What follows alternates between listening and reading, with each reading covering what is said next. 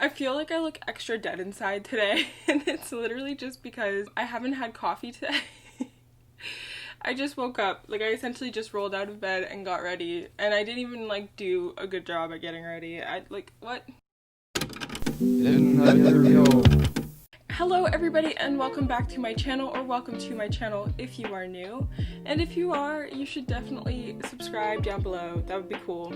Love to have ya. In this time of being at home, I spend a lot of my time online shopping. Whether or not I actually check out is a different thing. Sometimes it's just like window shopping, but I spend a lot of time on online retailers. My wallet has felt it, let me tell you that. I wanted to try out a brand that I had always been really skeptical of after it became really popular in the media, and you know, now they're doing a bunch of partner deal with other YouTubers. So I kind of wanted to take the opportunity and do a really brutally honest review of their stuff. Hi, I'm editing this and I sound really salty in the beginning of this. I literally don't know why, but I do get, I think, a little bit less salty throughout the video. First, I really didn't think it could be that bad, because honestly, I just didn't think something could be this bad. However, turn tables, and it's not very good, so.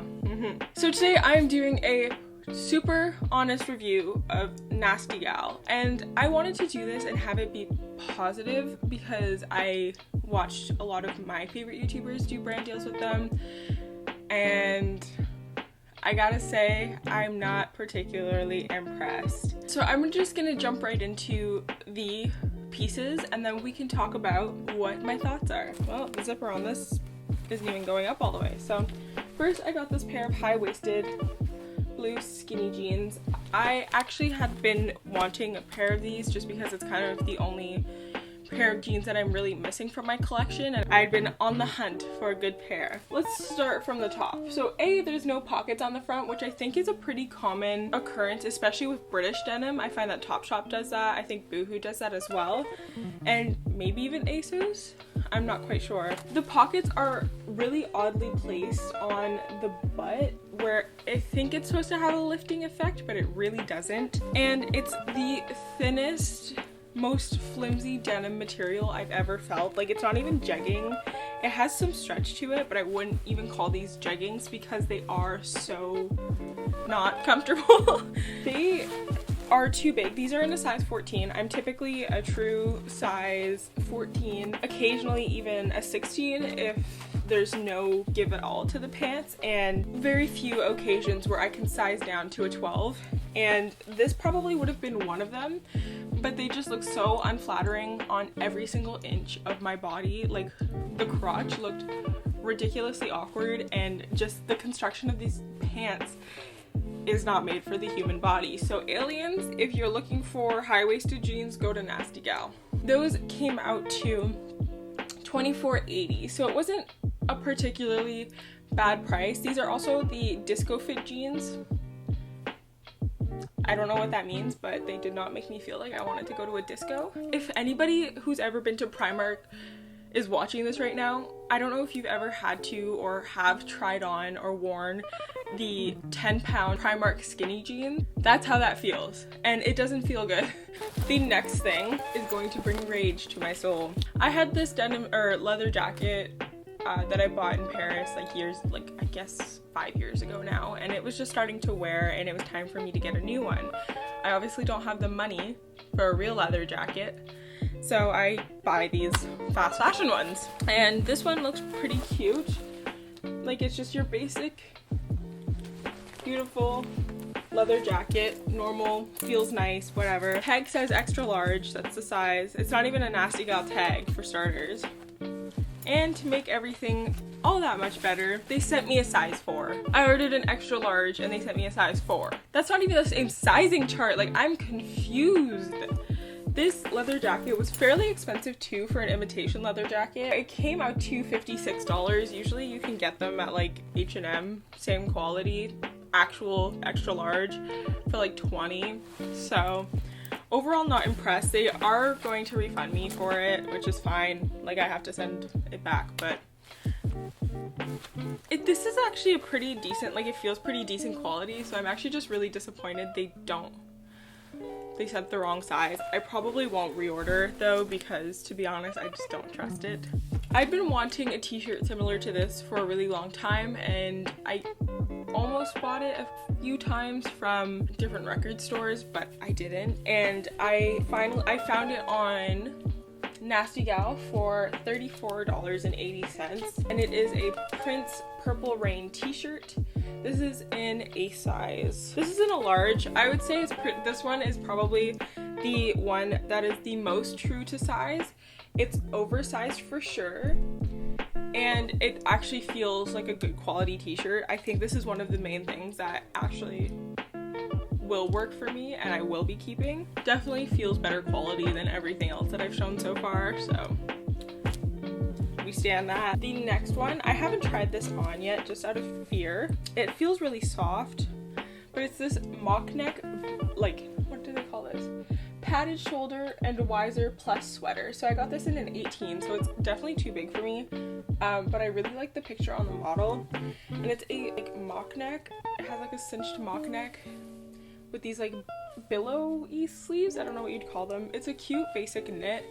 I think I actually might keep this if it fits properly, just because I like that it's oversized and I can use it for a variety of different occasions. This I actually bought to wear with the blue jeans, so I'm kind of disappointed about the blue jeans, but there will be another pair at some point. So hopefully this actually looks good and feels good when I have it on, because I think that piece is also a pretty decent quality for fast fashion, and that was $31.20.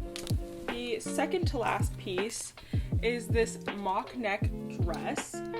I also have yet to try this one on, just because after I tried on the jeans and the jacket, I did not feel good about it. But I actually think this is gonna work. This is in a size 14, and it's just a mock neck t-shirt dress, and I actually really like this because it's super versatile and it's so soft. This is also a really good quality piece.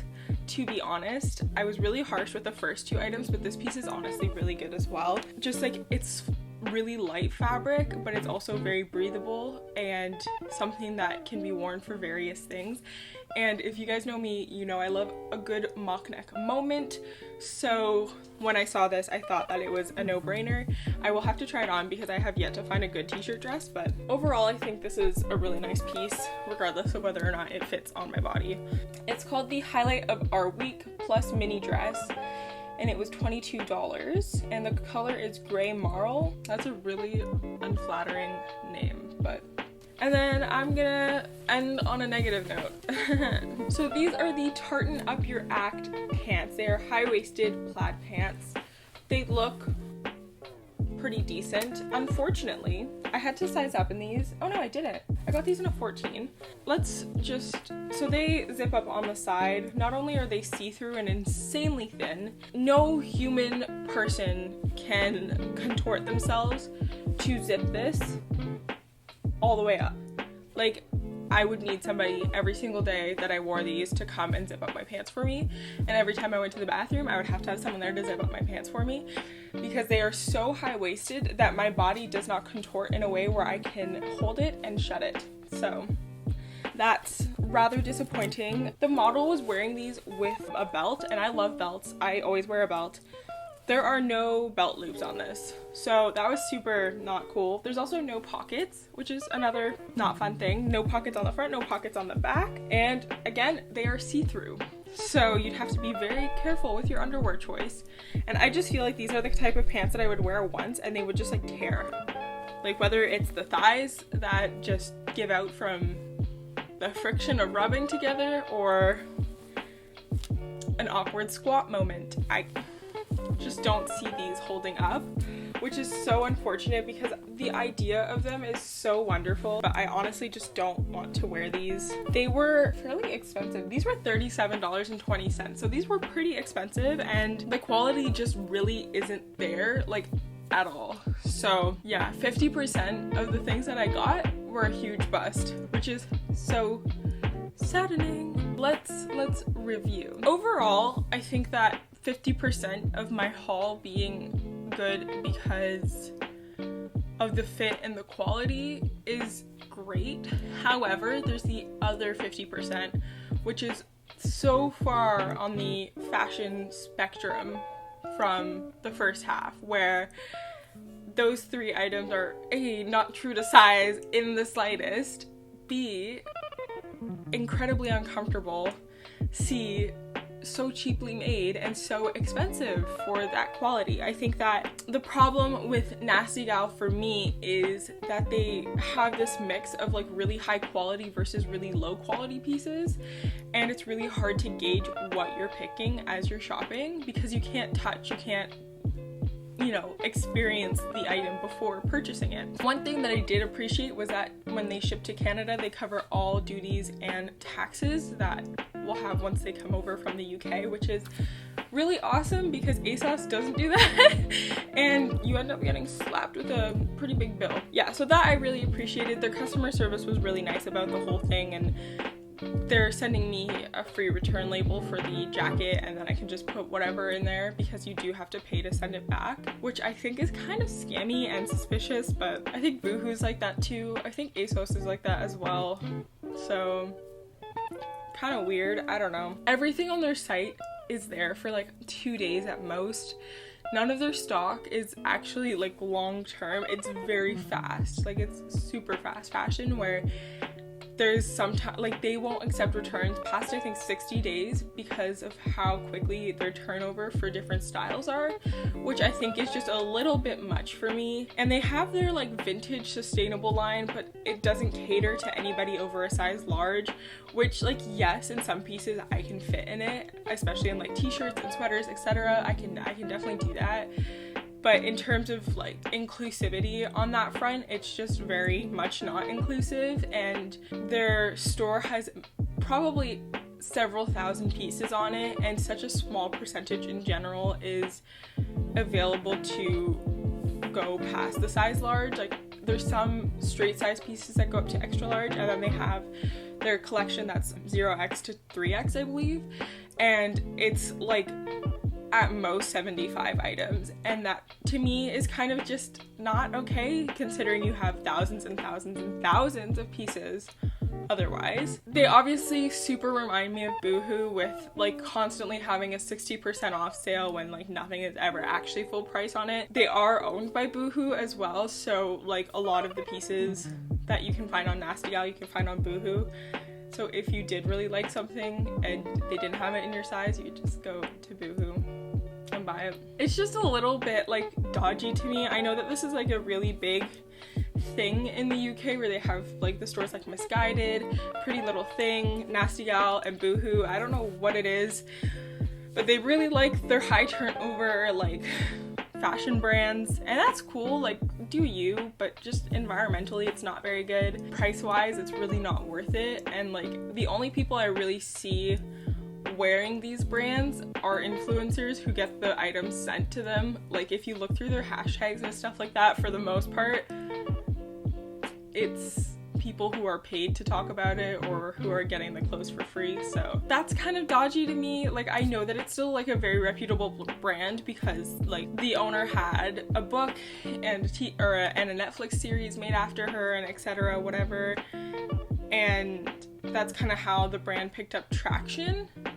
But it's just, I don't know, I'm just not digging it. The few pieces that I do like, I will wear and I like and whatever, and that's all well and good. They're expensive for what they are, but I'll get some use out of them. It's really, I think if you're buying it from Canada where they don't even offer free shipping, you always have to pay a flat rate of $13. It's just really not worth it. That's just kind of my opinion. I'm sorry if people don't agree with it. It's just the harsh truth. I probably won't place another order with them because I just don't think it's worth A, waiting 4 weeks to get my stuff shipped from the UK, B, spending $13 on shipping for like $100 plus order, and C, just the gamble of potentially getting a good quality piece or getting a super low quality piece or being sent a super wrong size. So that's my opinion. Those are my thoughts. Let me know if you've ever tried Nasty Gal before, what your thoughts are on it. Yeah.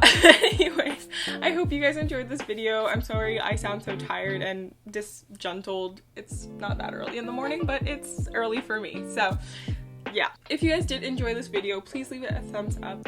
Let me know in the comments what you think of Nasty Gal. There's some controversy surrounding them that I only became aware of after I placed my order, so that kind of sucks, but let me know what you guys think. Let me know if there's any other clothing brands you want me to try, and I will see you in my next video. Bye!